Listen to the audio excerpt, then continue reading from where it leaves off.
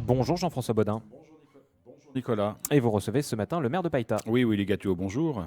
Merci d'avoir accepté notre invitation. On va revenir dans un instant sur la visite ministérielle de la semaine dernière, mais avant cela, on va s'intéresser à la commune de Païta qui a adopté son budget jeudi dernier, budget de 5 milliards 122 millions. Alors, lorsqu'on entend régulièrement les maires, on entend dire que les budgets sont contraints, que c'est de plus en plus difficile. Est-ce que c'est le cas aussi pour Je la vous ville de dirais Païta? même mieux, c'est un miracle de pouvoir voter un budget par les temps qui courent. C'est très compliqué pour l'ensemble des communes, des budgets contraints. Donc il faut essayer de faire mieux qu'avant avec moins qu'avant, et c'est le cas encore pour 2024. Alors, comment vous vous organisez? Ça veut dire qu'il faut avoir recours à l'emprunt cette fois-ci pour pouvoir Euh, lancer les euh, travaux et pérenniser les oui, investissements? faut-il encore créer les conditions pour dégager les capacités d'emprunt? C'est ce qu'on a fait sur ces 3 derniers exercices, c'est-à-dire contenir nos dépenses, optimiser les moyens, et c'est ce que l'on a fait en fonctionnement pour pouvoir effectivement investir un peu plus et répondre aux attentes des administrés. Il y a toujours ce taux d'endettement qui est une barrière. Aujourd'hui, la commune de Païta, elle est endettée à quelle hauteur? Ah non, nous on est selon les recommandations de l'AFD. Pour l'instant, et c'est l'objectif, effectivement, garder la commune en bonne santé financière, ce qui nous permet aujourd'hui de pouvoir dégager un emprunt de 400 millions, essentiellement, bien sûr, pour l'investissement, parce qu'il reste beaucoup de choses à faire à Païta. Je pense notamment en matière de route, du côté de la Tamois, la route Fraissinet pour être plus précis, puisque nous sommes attendus dans ce secteur-là, comme à la tribu de Bangou. Voilà, parce qu'à Païta, il y a aussi des tribus, hein, terre coutumière, il faut faire des choses. Il est important pour nous, effectivement, que tous les citoyens, euh, quelles que soient leurs origines et leurs obédiences, soient égaux devant le service public. Alors, qu'est-ce qui va changer en 2024 sur la commune de Païta en termes d'investissement, en termes de nouvelles réalisations?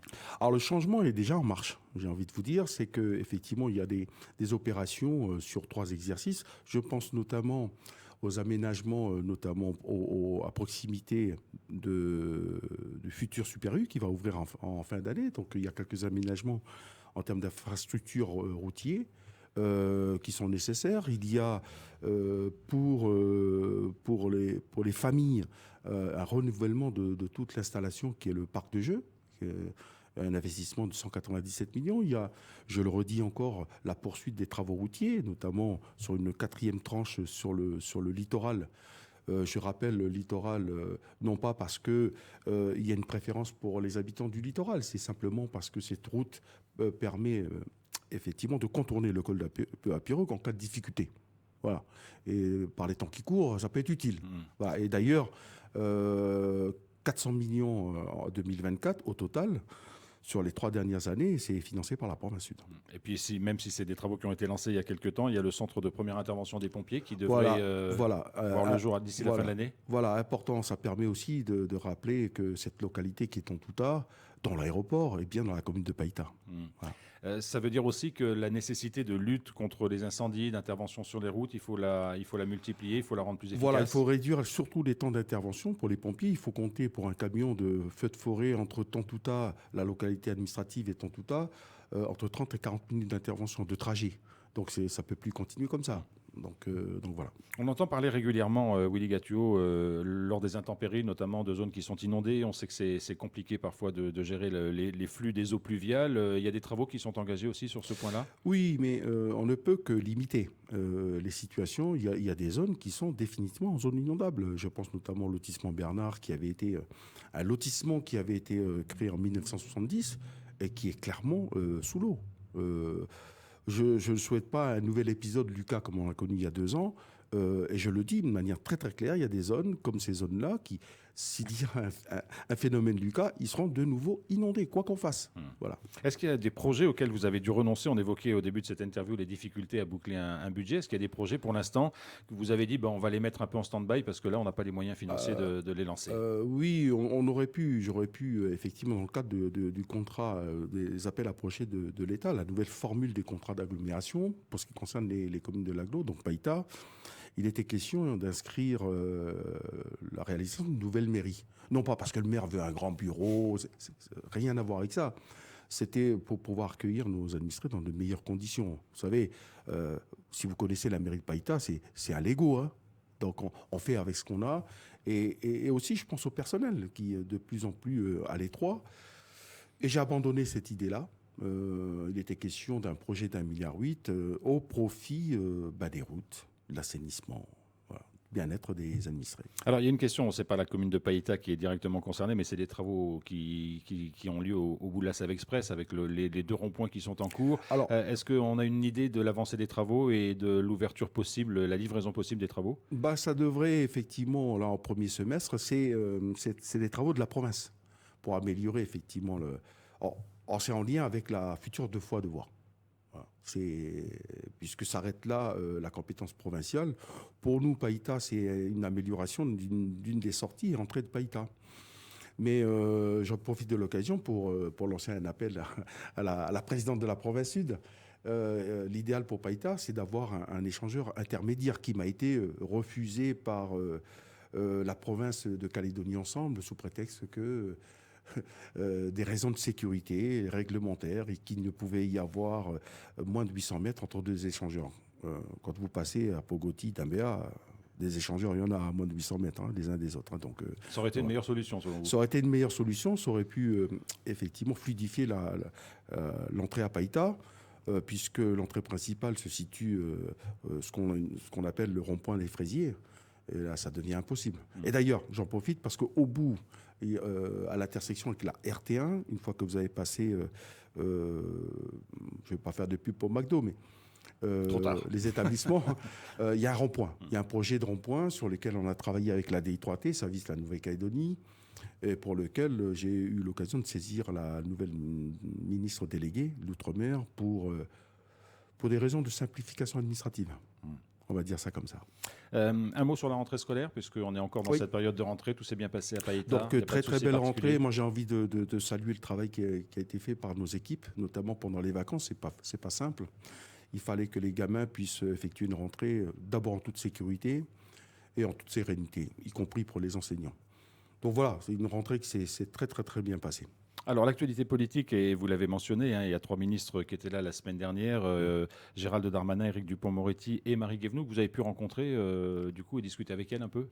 Oui, notamment sur les questions de Païta. Vous savez, ma boussole c'est Païta, donc j'en ai parlé, je l'ai expliqué sur un dossier sur lequel je souhaitais accélérer les procédures, notamment sur les fonciers de l'État qui permettraient d'assurer l'emprise foncière pour réaliser ce rond-point dont je parlais tout à l'heure, l'intersection de la RT1.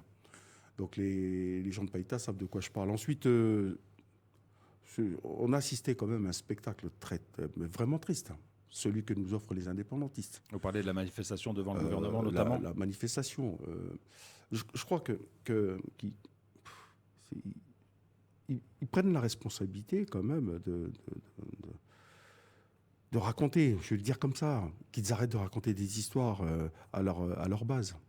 Franchement, ce qu'on a vu à la manifestation, résultat des courses, 5 gendarmes blessés d'ailleurs, je salue le travail des forces de l'ordre, mais c'est inadmissible, surtout les propos qui ont été tenus lors de cette manifestation, des propos racistes. On n'en a pas fini avec ça en Nouvelle-Calédonie. Et ce qui est triste, c'est que, vous savez, à force d'avoir les yeux rivés sur le rétroviseur, on finit par se retrouver dans le fossé, alors qu'on devrait être sur le chemin de l'avenir. Donc voilà, moi il n'y a plus personne aujourd'hui encore en vie qui a connu cette époque d'il y a 170 ans. Moi, j'ai pas connu Février des Pointes, j'ai pas connu James Cook. La Calédonie a changé au bout de 170 ans.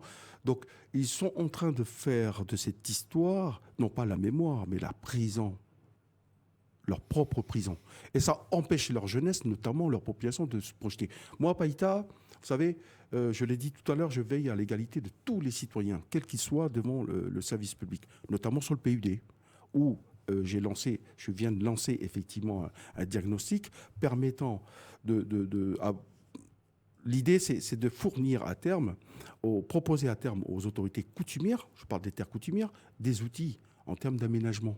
Puisque les terres coutumières échappent aux règles de droit commun, ils ne pouvaient pas être traités dans le PUD en pleine élaboration. Donc, on en tient compte. J'ai envie de dire aussi qu'il existe à Païta une instance qui est le CPCP, le Comité Partenariat Coutumier de Païta, qui me permet d'associer les populations de terres coutumières à la vie de la cité.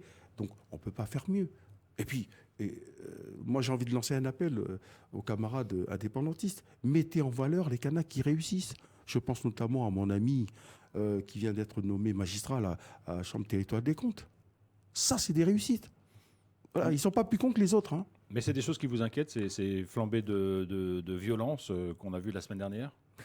Ou vous pensez que c'est lié peut-être à la situation actuelle avec le projet de loi constitutionnel qui est dans les tuyaux? Non, la vérité, c'est pas ça. Vous savez, ils défendent une idée de transition. Pourquoi je vois bien le discours des Goa et des Wamitans aux prochaines élections, c'est de dire on est en phase de transition, on n'a pas d'accord, il faut qu'on reste.